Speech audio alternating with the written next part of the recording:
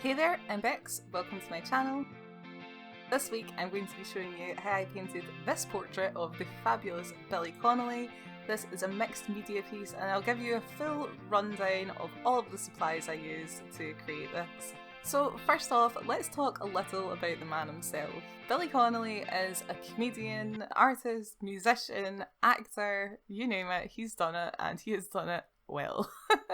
He is from Scotland and he has always been such a huge source of inspiration and just joy in my life. I love this guy so much. I have so many good memories of sitting around with family and friends, watching his stand-up shows and literally killing myself laughing.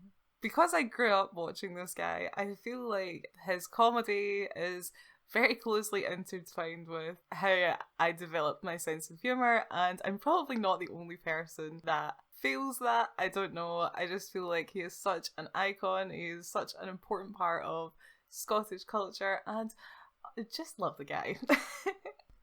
I really wanted to challenge myself to nail the values, so the idea is when I am finished painting, if I flip the painting to grayscale, hopefully you won't see the stripes and it will look natural. And if I've made an arse of it, then you're going to be able to tell. Watch the end of the video if you want to see the grayscale version and let me know if you think I've done a good job in the comments below. Okay, let's get into the supplies.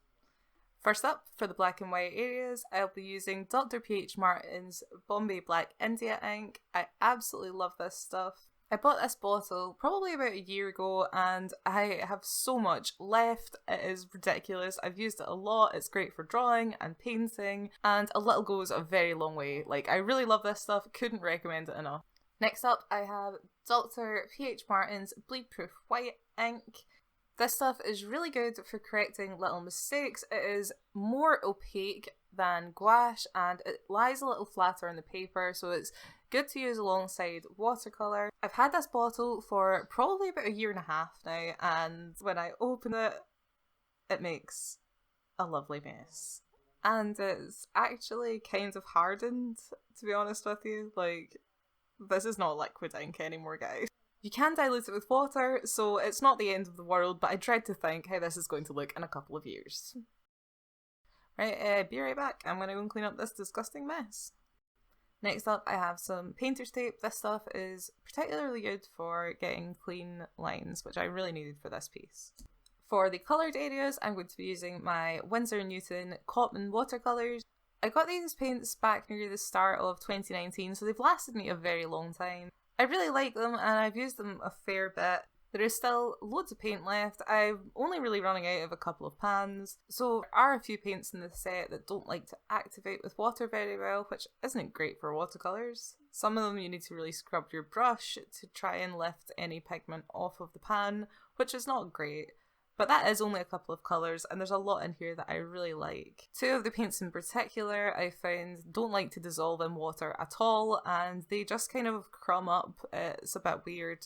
On the whole, I like these paints. I think they're really good, especially if you're just kind of learning watercolour, but I do feel like I have somewhat outgrown them and I'm really excited to try out some new paints very soon. I also have a spray bottle. Before I start painting, I like to spray the dry paints with a little water to activate them. I have some brushes, and I also have some coloured pencils which I plan on using after the watercolours just to brighten up some areas, maybe darken down some areas, and add a little bit of detail. Last but not least, I am using Cold Press Arches watercolour paper. This is watercolour block, meaning it is glued on 4 sides, so you need to use a palette knife to loosen the paper off at the end, but it means that you don't need to tape it down. And I really love the quality of this paper. It's a little pricey, but in my opinion it is worth every penny and the paints work beautifully on it. Okay, time to get into the time lapse. So I've been wanting to paint a portrait of Billy Connolly for ages, but I didn't really have an idea of how I wanted to tackle the piece. So naturally, last week I wake up at 3:30 in the morning, buzzing with enthusiasm and excitement, so got out of bed like a crazy person and just started this. I do think it's really important that when you feel inspired and just want to paint, that you just do it, like, regardless of the time or whatever, you know, you've just got to grab that and run with it because it doesn't last forever. Yeah. So anyway, I woke up and I was feeling inspired.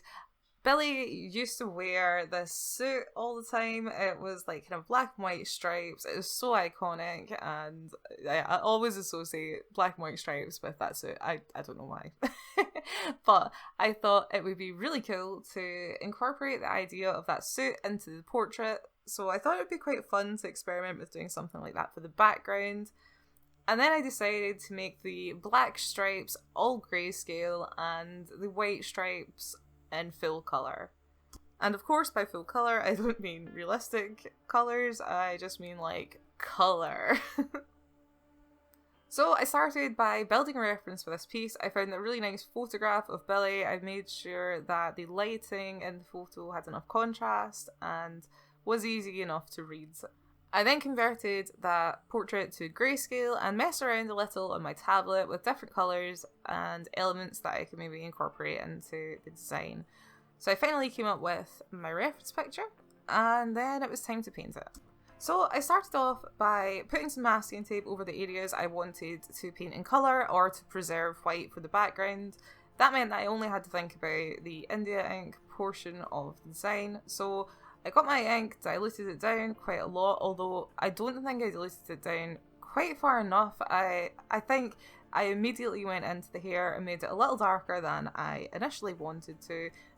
If you don't know, India ink is permanent, so that is quite hard to correct, but a little bit later on I'll go in with some white ink and just tie the piece together a little, so I wasn't too worried about it. Once I was finished the India ink, I peeled the tape off of those sections, darkened down a little more, had a bit of a look at where the other features were placed in relation to the parts that I had already painted, and just kind of tried to pay attention to how I was going to tie the whole piece together.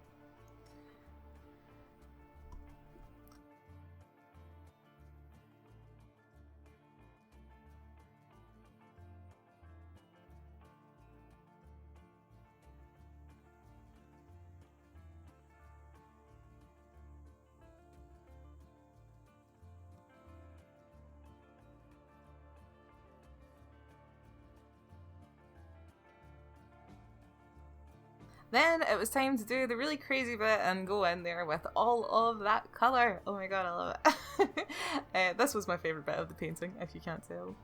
I didn't really think about this to start with, but it was very strange not being able to see what I had already painted underneath that tape. It meant that I couldn't really tell exactly where the features were. Some of them you could see quite faintly, but for the most part I couldn't see where anything was, and I had no idea about the values that had been used in those areas.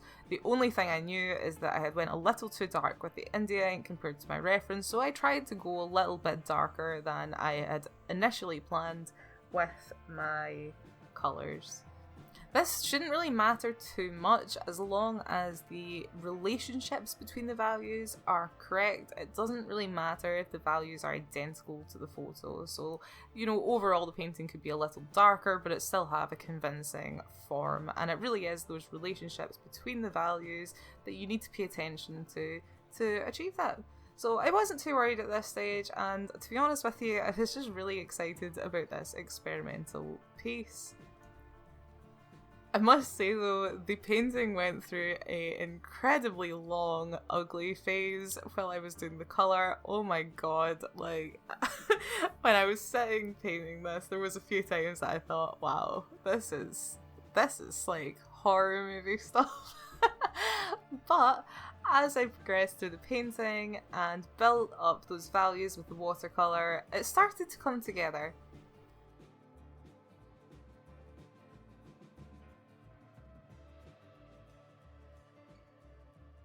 Once I was finished with the watercolour, it was finally time to peel off that tape and see how the portrait lined up. Oh man, this was scary. But I must say, I was pleasantly surprised. Like, it wasn't that bad. The didn't line up seamlessly, which didn't surprise me very much. The mouth on the coloured version was a little too high up. The nose didn't line up just perfectly, although it was very, very close. And the values were not too bad. But it was at this stage of the painting that I started to feel quite excited about what I was working on. Now, my goal was to try and marry up those stripes, make them less apparent, add in more detail and more depth to the watercolour areas.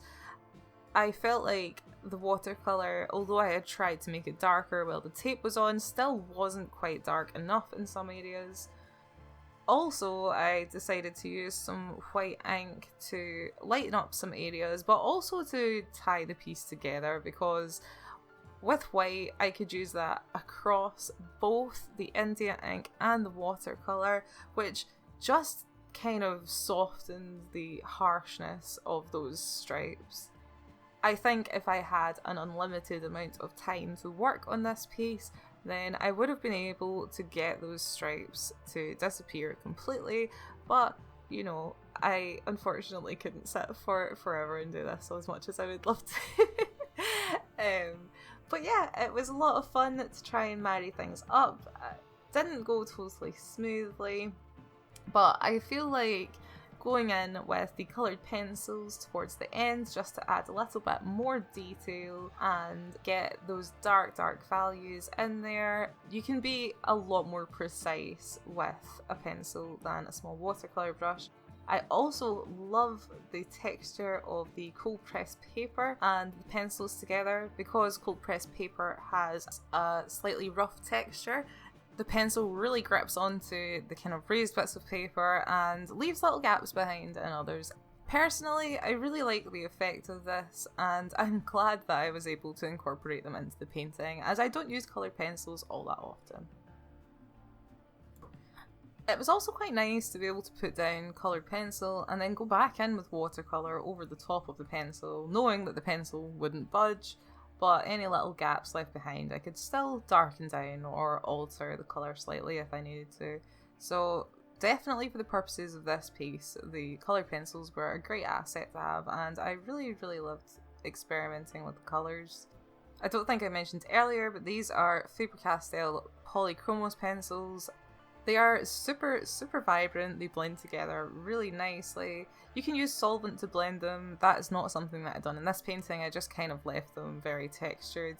Another thing that you can do, which is quite cool, is if you have quite a lot of pencil down in an area and you want to create really fine, lighter details and lines, you can get an X-Acto knife and just carefully scrape away that top layer of pencil. This cold pressed watercolour paper is pretty tough, so I wasn't worried about damaging it with the knife. I was just quite careful and everything went to plan, so that was good.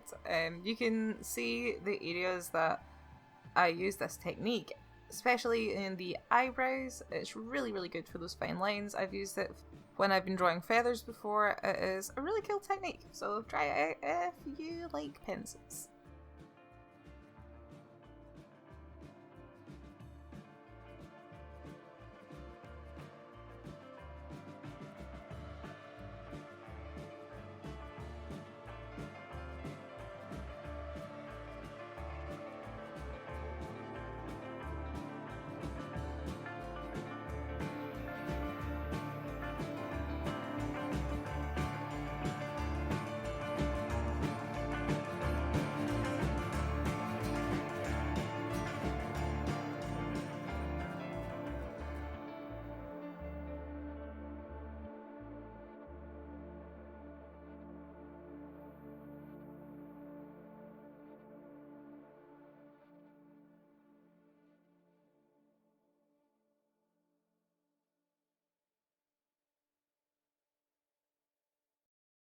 I hope you enjoyed the time lapse. Here is the painting. It is time to finally flip this to grayscale and see how I did. Let me know what you think in the comments. If you try this, please tag me on any of my social medias. I'd love to check it out.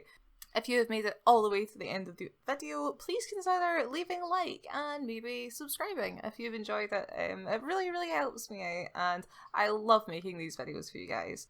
I also want to say thank you so much to my incredible patrons who are making this possible. You guys are the best. Thank you for supporting my work. I appreciate it. And I'll be back with another video for you guys soon. Have an awesome day. Catch you later.